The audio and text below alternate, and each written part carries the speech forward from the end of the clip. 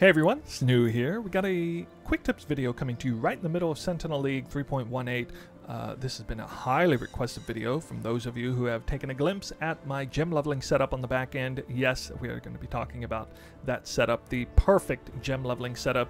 If you're aiming for 100% maximum efficiency of leveling gems passively, this is definitely going to be the video for you. Now that is kind of aimed towards a more higher end player.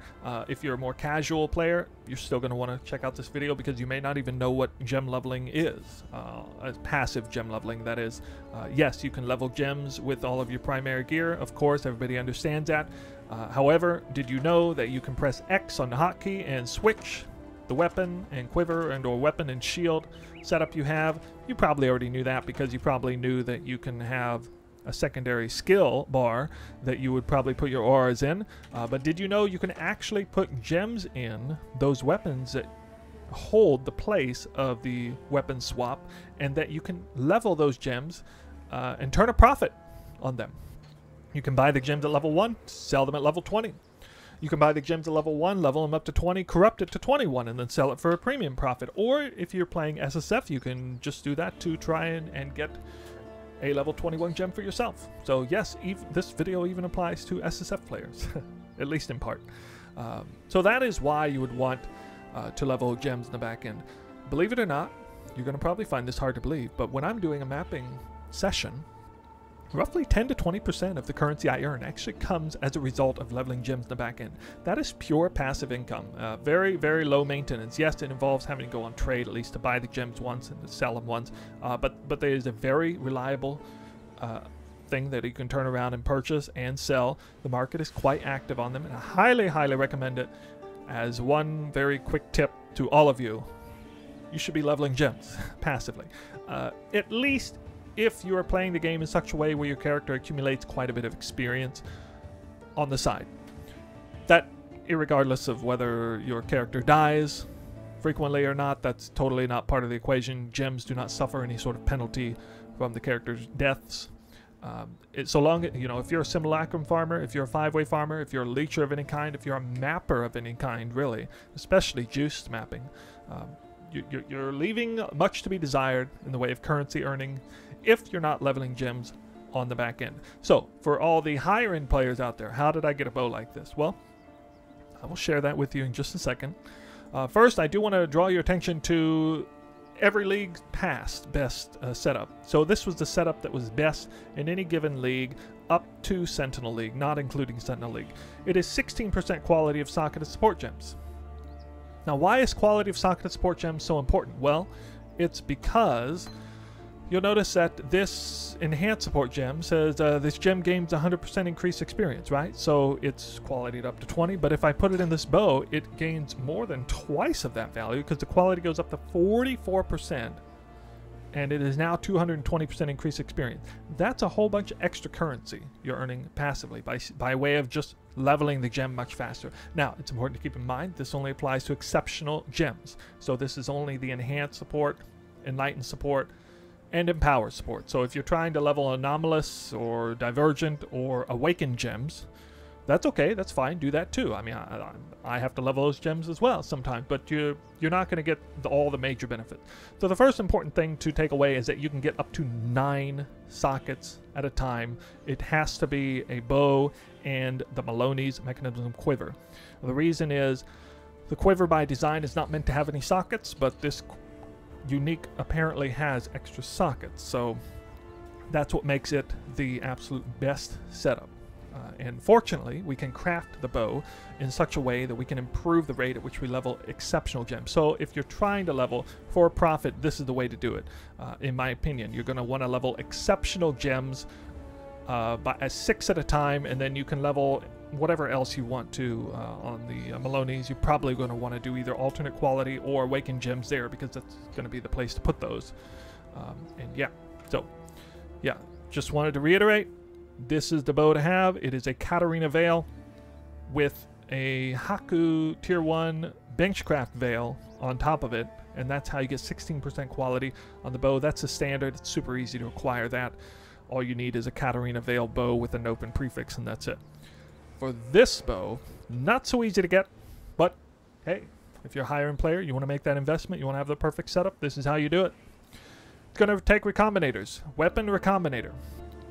You're going to need Haku veil bows, and you're going to need Katarina veil bows. You're going to need to combine those into something like this. This is the result of combining those. There's roughly a 33% chance of successfully combining those two onto the same item, and then you're going to need to transfer these two successfully onto a synth base. So you're looking at maybe a 20% success rate there.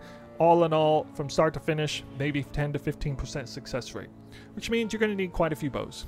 You should probably get at least like 10 to 20 bows to start with. I have here a number of synth bases. I have one ready to go here, and then I have a lot of Haku bases and then Katarina bases. You also need to unveil the item first of all, and you're not necessarily going to get that unveil perfectly fine every single time, but the way you're going to do this is you're going to want to take a look at this link here, which will be linked in the description below. This will help you purchase either Katarina, Haku, or Synth base.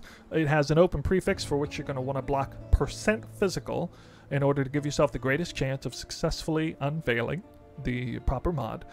And then you're going to want to use doubling as a technique for the recombinators. If you don't know what that is, look it up. This is not, I'm not going to be explaining that in this video.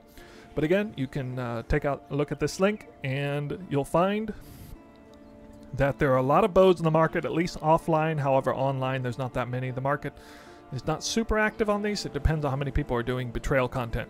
But here, let's take a look here. I got a Katarina with fire damage as a secondary prefix. I'm going to double the fire damage by crafting it onto a clean Haku's base here. And let's take a look and see what happens when I combine these two. Doesn't matter what the base is right now. I'm just trying to get Katarina and Haku together, and I did, and it got the crafted fire mod. Now, it could have been any fire mod. Honestly, it didn't matter what the mod is on that. But because it is what it is, I can turn around and I can craft anything I want. So that was a success. I believe that was about a 30% success rate there. Craft, and then I'm going to try and double again with a synthesis base, and this has a decent chance of transferring those two mods on. Let's see if it happens. I did hit the synthesis base. I hit the Katarina, but I did not hit the Haku veil. So I'm now sitting in a pretty good position of having a Katarina on a synth base, and I just got to transfer only Haku's item there.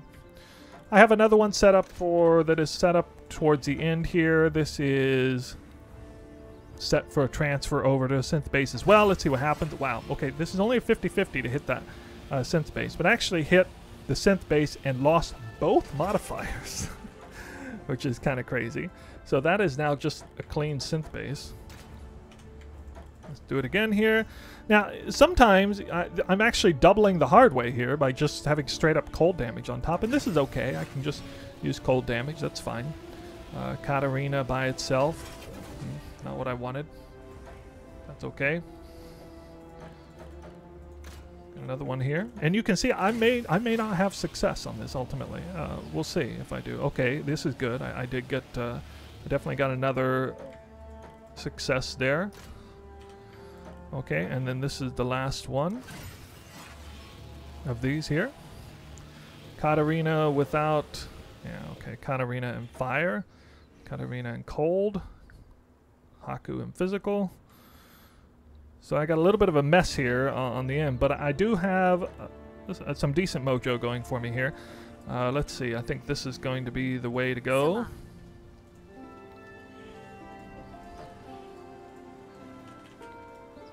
Okay.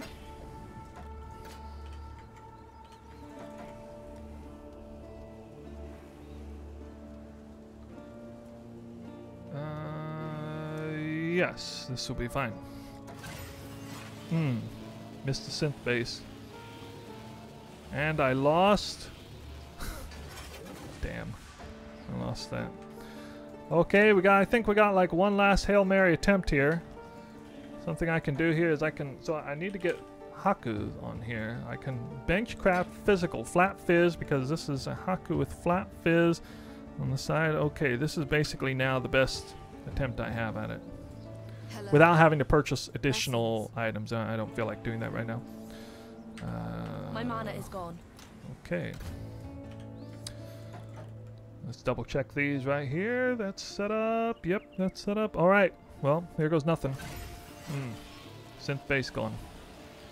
And Katarina's gone. Well, sometimes you're not lucky. So I had probably, I don't know, with all the setup that I had there, I had probably like a 60 or 70% chance of ultimately getting what I wanted. I mean, I already had one setup for the very end. Honestly, it was probably more like 80 or 90% chance, and I failed. I still failed it. Now, obviously, I still have some bases that are worth something here. I have 3 Katarina, 1 Haku left, and 3 Synth bases, but you know, for the sake of this video, it's done now. I did what I did. Tried to hit it. I didn't. How much does it cost to get this bow? Well, some of the bases are upwards of a half an exalt a piece. So, you know, it's a big investment to do it. But I do suggest doing it if you're planning to play the game much more time this season. Anyway, that's all I got for this video. That is how I did ultimately craft this bow, and I was fortunately more lucky than I was now when I crafted it originally. Give it a try. There's a lot of, I actually have a lot of pride in this setup. I love the fact that I was able to pull this off, and I'm just leveling countless enhance, enlighten, and empowers this entire season long. So it's a lot of fun. Definitely want to level up those gems on the back end. You're leaving a lot of currency on the table if you don't, regardless of whether or not you craft or you get the perfect setup. But yeah, I hope that's a big takeaway for you. We'll see you around in the next video. Thanks for watching this one. Bye.